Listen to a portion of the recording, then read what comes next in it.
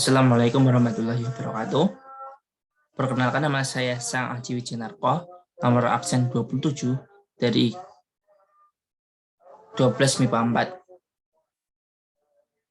4. Di sini saya akan mempresentasikan tugas saya, yaitu mengenai laporan keuangan perusahaan jasa.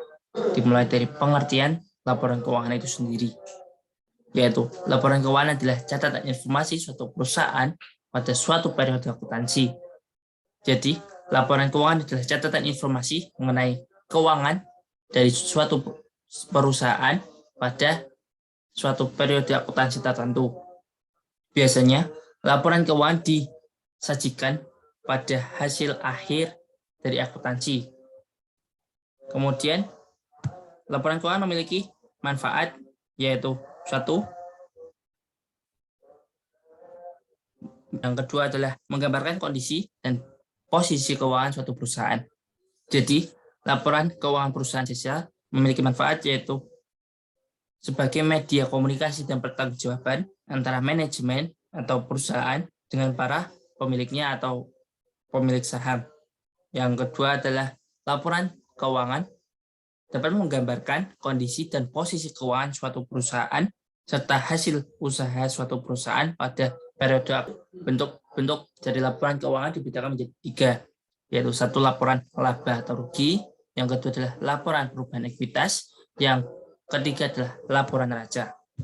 Pengertian dari laporan laba atau rugi adalah laporan yang menyajikan pendapatan dan beban suatu perusahaan, yang disebut juga statement of earnings atau statement of operations, yang memiliki tujuan untuk memberikan informasi tentang keberhasilan yang diukur dari banyaknya laba yang diperoleh oleh perusahaan dalam suatu periode akuntansi tertentu.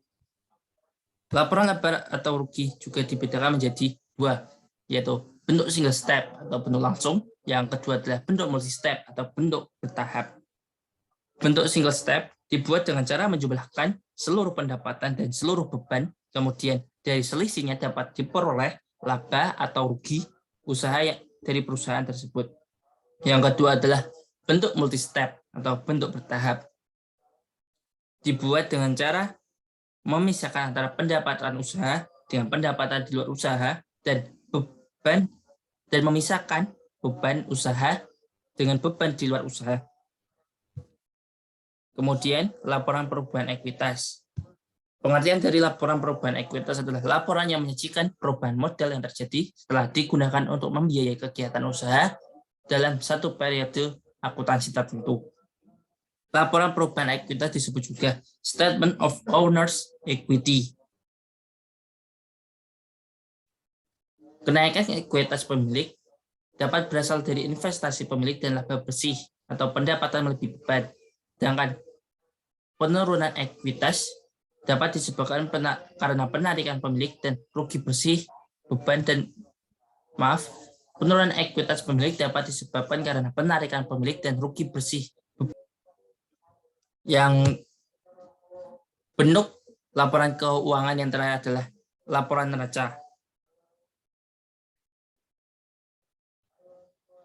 Pengertian dari laporan neraca adalah bagian laporan keuangan yang menunjukkan jumlah aset, kewajiban, dan ekuitas pemilik pada suatu periode atau pada tanggal tertentu, misalnya akhir tahun atau akhir dari periode laporan yang dibuat. Laporan neraca atau balance sheet memiliki manfaat, yaitu satu, memberikan informasi tentang posisi keuangan perusahaan di saat tertentu. Yang kedua adalah menilai likuiditas dan kelancaran operasi perusahaan. Yang ketiga adalah menilai struktur pendanaan perusahaan. Yang keempat adalah menganalisis komposisi kekayaan dan potensi jasa perusahaan. Yang kelima adalah mengevaluasi potensi jasa atau sumber ekonomik yang dikuasai oleh perusahaan. Neraca saldo dibedakan menjadi 2, yaitu neraca bentuk skontro dan neraca bentuk stafel. Pengertian dari neraca bentuk skontro adalah laporan yang menyajikan aset, kewajiban, dan ekuitas dengan urutan penyusunan sebelah menyebelah. Penyajiannya adalah sisi sebelah kiri digunakan untuk mencatat aset, sedangkan sisi sebelah kanan digunakan untuk mencatat kewajiban dan ekuitas. Sedangkan bentuk stafel adalah laporan yang menyajikan aset, kewajiban, dan ekuitas dengan urutan penyusunan dari atas ke bawah. Jadi dapat dibedakan jika neraca bentuk kontrol dibuat dengan cara menyebelah, ada yang di kiri dan ada yang di kanan. Sedangkan neraca bentuk stafel dibuat dari atas ke bawah. Kemudian laporan keuangan terakhir adalah laporan arus kas. Laporan arus kas disebut juga statement of cash flow.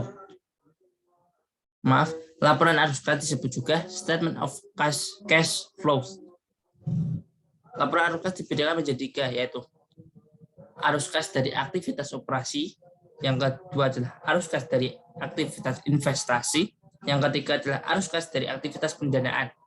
Arus kas dari aktivitas operasi adalah bagian yang melaporkan rangkuman penerimaan dan pengeluaran kas dari operasi yang dilakukan oleh perusahaan. Yang kedua adalah arus kas dari aktivitas investasi, adalah bagian yang melaporkan transaksi yang relatif permanen. Yang ketiga adalah arus kas dari aktivitas pendanaan, adalah bagian yang melaporkan transaksi kas yang berkaitan dengan investasi oleh pemilik, pinjaman, dan penarikan. Presentasi ucapan, saya minta maaf yang sebesar-besarnya. Terima kasih.